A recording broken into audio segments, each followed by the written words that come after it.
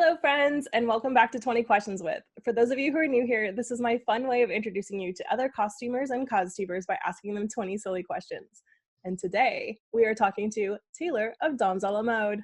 Hi! Welcome to my channel, Taylor. Am I saying that right? Is it Doms or Dames? It's just Dames. Like, I'm not fancy, you know. You can Americanize it. Okay. I've been super fancy with it. I mean, if you want to be fancy, that's fine. Like, put all the zhuzh on it you need to, but I don't really care. Okay. I'm usually like, Doms a la Mode. Can you tell us a little bit about yourself, your channel, your store, all that stuff? Sure. My name is Taylor. I live in Washington, D.C., and I own Dames a la Mode, which is the historical jewelry business. And I recreate jewelry mostly from the Georgian era, but some from Renaissance, Victorian, whatever sparks my fancy. And I've been doing that for about 10 years now. Wow, gosh. Yeah, so for a while. And as a hobby, I'm a historical costumer as well. So I have a YouTube channel where I, on occasion, make sort of random videos about whatever I'm working on with no real rhyme or reason. It's just whatever I'm sewing at the time. And I also love to do videos about my historical travels, which has sort of suffered a little bit this year, but hopefully one day we'll get back to it again. Yeah. In fact, I literally should be where you are right now. Really? I was planning on an East Coast tour through Williamsburg, New York, DC. Like I was going to come visit you, like that whole thing right before Thanksgiving. So, oh, by the way, it's right before Thanksgiving when we're filming this. So I should be physically with you. Oh, well, we're together in spirit. We're together in spirit. On the internet.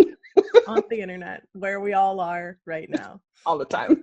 All the time. I really like your channel. I think it's awesome. I also really like it when you post videos and show us how shiny your jewelry is. It makes me go, uh-oh. Which I love. Are you ready to play 20 questions? I'm ready. Let's go. If you were a candy bar, what candy bar would you be and why? Maybe like an Almond Joy, because it's like 99% just like sugar, but there's like an almond in there. So you're like, no, it's good for you. Also a little nuts. And definitely, yeah. I'm whatever the nuttiest one is. Like a payday or something. A payday. Yeah, that's a good one. What is something that we would not expect about you? I'm really into gardening. And like, if I could just run off and be a hobbit for the rest of my life, I would totally do it. Despite the fact that I live literally in downtown Washington, D.C. and have like a postage stamp for a yard. I would love to have just like a giant farm full of chickens and sheep and raise carrots and blackberries and whatever. Are there like protesters in your yard and stuff all the time? Not in my yard, but I'm about 14 blocks from the White House. So you're on the path. They're not far. Yeah. We can walk down and participate in the protest when necessary. That's amazing. You could walk to the Smithsonian. Yeah. Oh, we used to do it all the time. Not so much anymore, but yeah. Wow. Man, I'd be all over that. It's great. It is really amazing. Yeah. If you could learn any one skill in the world without trying, what would you pick? I would love to be able to knit.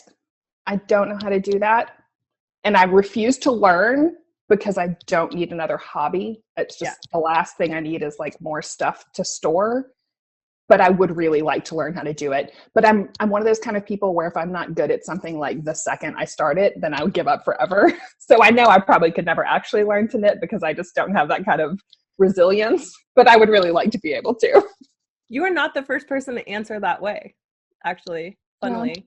Considering how easy, so I only know how to knit. Like I can't purl, I can't knit in the round. I can knit I'm gonna edit that out. I can knit. Whack myself in the face. If this was a vlog, I should just leave it in. You probably should. I can knit things that are rectangles and that's it. What fictional character do you identify with most and why them? I want to say something really intelligent and meaningful from some excellent novel. But the reality is that I think that I'm Liz Lemon from 30 Rock. Oh, yeah. I mean, that's just me. But she doesn't like cats that much. It's like Yeah. Liz Lemon with like 12 cats would be me. Yeah, I'm sort of grumpy and weird, and You do not come across as grumpy in any way. oh well, that's like even my mug. I'm very on brand. That's amazing. What is mine? Oh, mine's boring. Mine's Lake Tahoe. Oh, that's beautiful though. Yeah. Keep Lake Tahoe blue, kids. When someone finds out what you do, what question do they always ask you? People are always really confused when I'm like, oh, I have a jewelry business. And they're like, oh, that's so cute. They think that I make weird, ugly jewelry on Etsy or something. Yeah. They don't understand that it's like my full-time job and like sort of a career and stuff. So it usually requires a little bit of education, or they don't understand what Georgian means. They're like, you mean things with like Georgia on it? It's like, I don't know. Oh, like the period, the Georgian era. So yeah. I don't usually talk about what I do to strangers very often because they're so confused by it that it's like not worth me explaining it to them. That's kind of amazing. Yeah. I usually just say, oh, I own my own business, and then leave it at that unless they have further questions. I own my own business and it's none of yours. None, yeah. What luxury is totally worth the price? Georgian fancy towels. No, don't spend your money on Georgian jewelry. Buy fancy towels. We have 2 towels that are like those like bath sheets that are enormous. Yeah. And they are just, like every day when I use it, I'm just like, oh, this is so luxurious. I'm sure they were a fortune. They were a gift. But if they got shredded tomorrow by our cat, like I would buy more because they're amazing. Fancy towels. What's something that a lot of people are missing out on because they don't know about it? Beans. I know that's a very weird question, but I passionately love beans. I think they are the most amazing food. They're so versatile. They're so delicious. They're good for you. You can make like the most delicious pot of soup for 85 cents. And people are like, no, beans. No, beans are amazing. Eat beans, buy beans, learn to cook with beans. I love them. We're vegetarians at home, and so we're always looking for ways to like get protein. And literally, like I could eat beans every single day. They're the best. I'm making you a t-shirt with like that entire diatribe down the back of it. I love beans. That's what the front of it's gonna say. I love beans. It's so good. That's awesome. What animal would you choose to be? Well, I know that I'm really a cat. I mean, that's like my whole personality. I think I would choose to be like a horse because they're just so majestic and prancy, and they always look beautiful. But I know I'm a cat.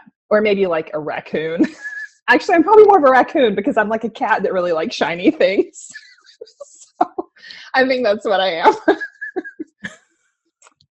Yeah. If I was a horse, I would want to be like a horse in Hawaii though, because like otherwise you got to stand out in the snow and stuff. But if you're a horse, you're just like, snow, who cares? I'm like running free on the prairie, Yeah, I guess that's true. They can handle it. They're so resilient, horses. They can handle it. What is your favorite place? Oh, gosh.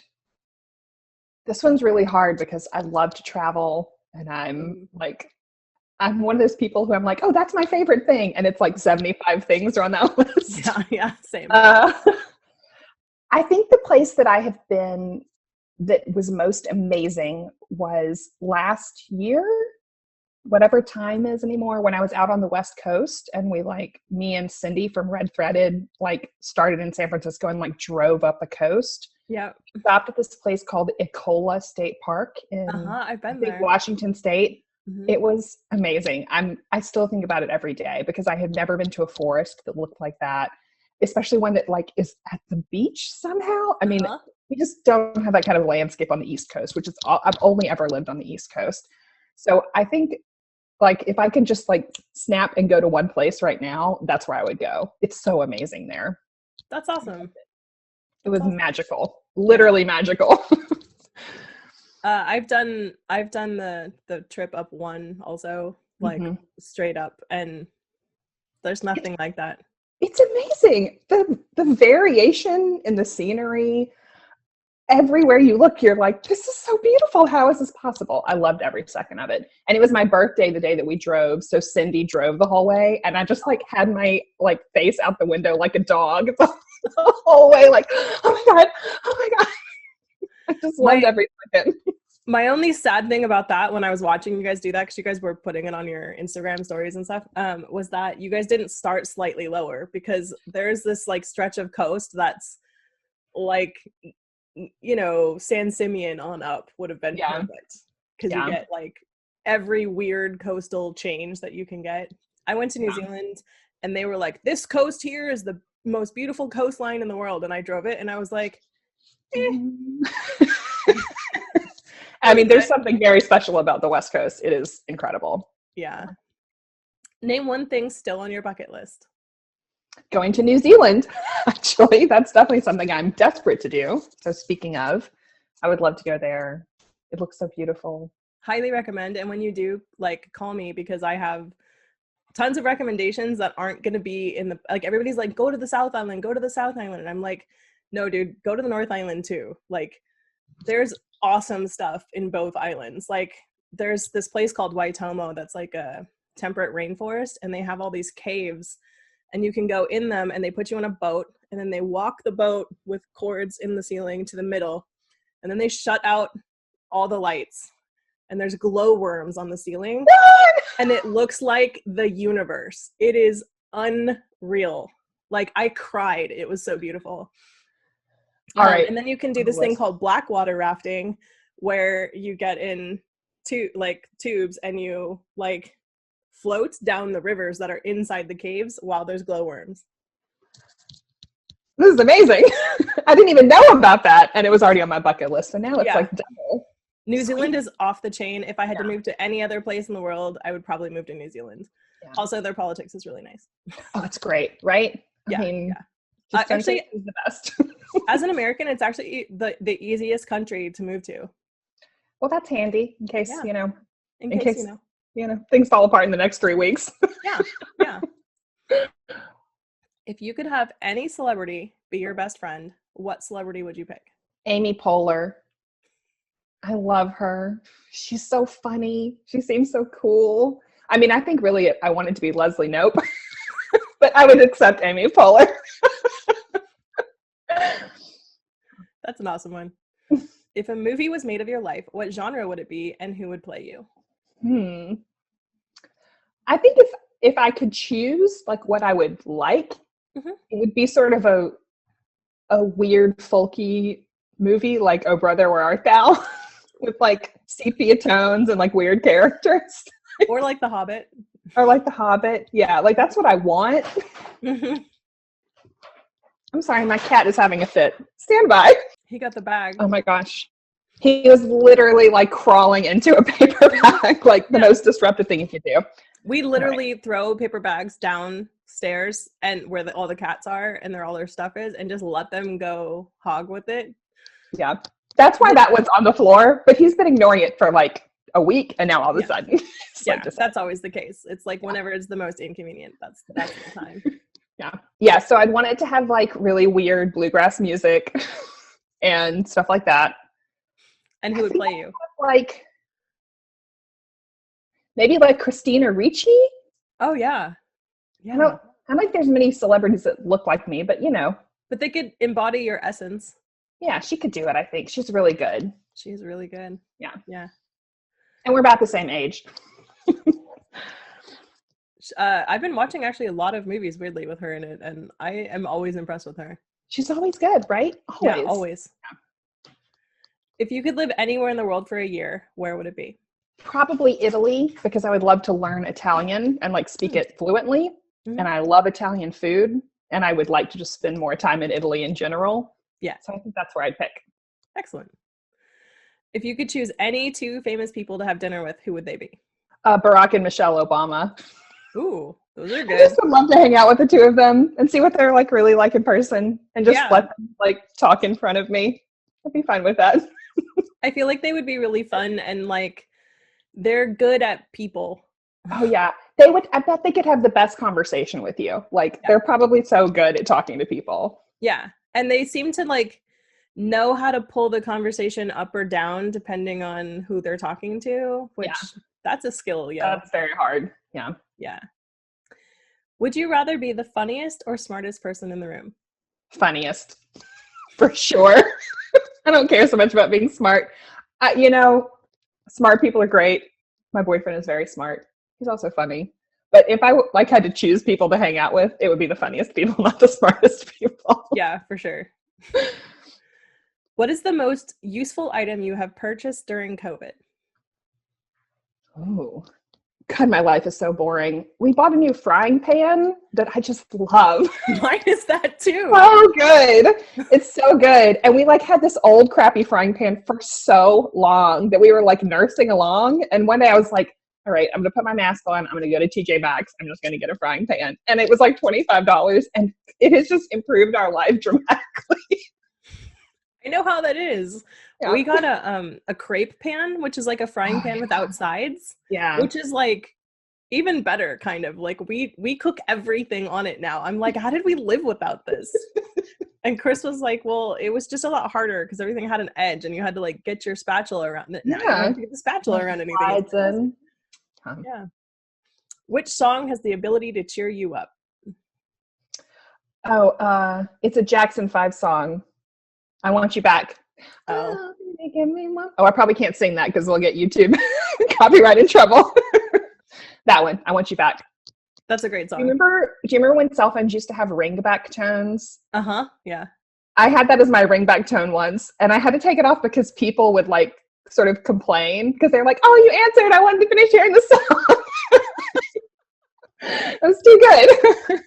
So I have the Harry Potter theme on mine, and so I did this thing called call silencing, where if it's an unknown number, it just sends them straight to voicemail.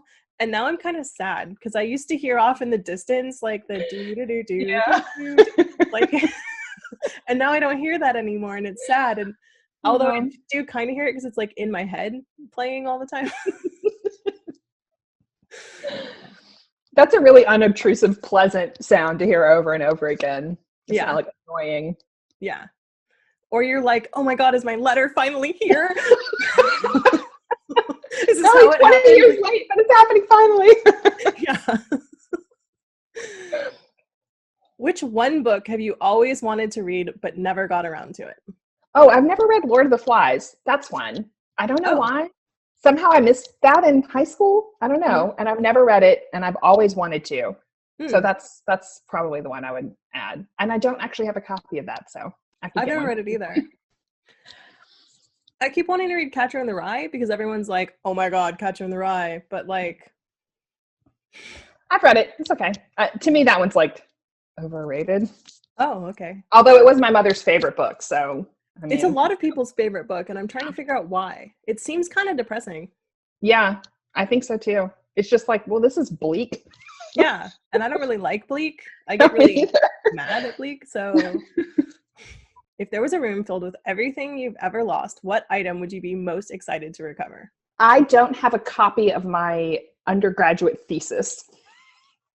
It was on a computer that died, and I thought I had it on a disk somewhere, and it never turned up. And so I mean, it wasn't that long. It was 45 pages. It wasn't graduate level or anything, but I don't have that anymore. And it's something that I worked on for so long. So I'm kind of bummed that just has vanished into the ether. No idea what happened to it. What did you major in, and what was your thesis on? History. And my thesis was about the relationship between Mary, Queen of Scots, and Queen Elizabeth I. Oh my God. That would be a great read. I know, that's the thing. I know that I did really great research on it. I spent months in the library reading microfiche, pulling up their letters and stuff like that. So it would be nice to read that again. Yeah. Wow. Yeah. All right. This one was actually sort of chosen for you. Okay. If you could have any artifact, piece of art, or thing from any art gallery, what would you have? Ooh. It would be, I don't actually know the title of it, but it's that enormous portrait of Napoleon and Josephine at their coronation. It would be that, because it's so enormous. I think you could look at that for 100 years and like never get bored with it. Yeah. It would take up all of my house. Yeah. I mean, literally like a wrap around my house, but that's what I would have. I like really big art too. Yeah, me too. Like I want to be able to just like be overwhelmed by it. So. Yeah. Yeah. I also like super tiny art. But nothing in between, either enormous or minuscule. Kinda, yeah. I'm an all or nothing kind of girl, so yeah. All right, that was your 20th question. Here's your super controversial bonus question. Is a hot dog a sandwich? Aren't we divided enough as a nation already, Noelle, without having this sort of thing tearing us apart? We can't handle it. This is nonsense. A hot dog is not a sandwich. I'm so mad that people think otherwise. That's insane. No, a hot dog is a hot dog. Let a hot dog be a hot dog. It doesn't need to be a sandwich. Okay. Let it be itself. All right. That's totally fair. I have very strong feelings about this. Okay. I don't actually care. That's the funniest thing about it is I'm like, sure. Yeah, you're a neutral adjudicator. I guess that's probably best. I just want to eat a hot dog every now and then. Like, I don't want to eat them often. Just like twice a year, I want a good dog. Yeah. Yeah. All right. Thank you for joining me today, Taylor. And thank you to everyone else out there for joining both of us today. I will leave a list of Taylor's accounts down below so you can go check her out, give her some love, and buy some Georgian jewelry. Ooh. If you like this video, please do give it a thumbs up and leave me a comment down below letting me know what you guys are up to. And I will see you guys soon with another video. Bye, guys. Bye.